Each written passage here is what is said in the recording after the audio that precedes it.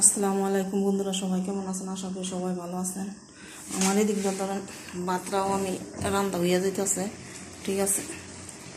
এই ভাতটা নাড়া দিতে হইব, কাঠিয়ে দিয়ে লিয়ে তো কাটি দিয়ে তরকারি নাড়া দিছিলাম, ঠিক আছে।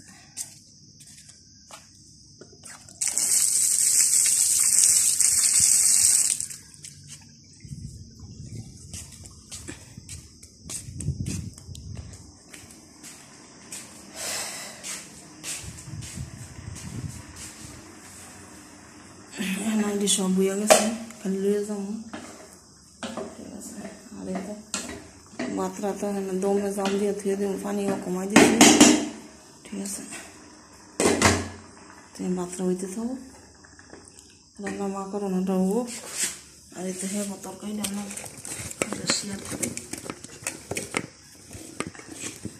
আমার তো শেয়ার করছি। এই তো হ্যাঁ তরকারি ফাইনাল লুকটা, ঠিক আছে।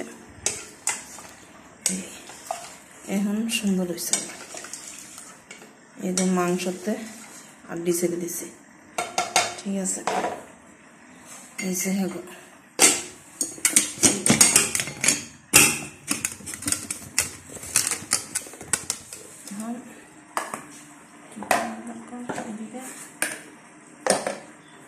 আগে নিই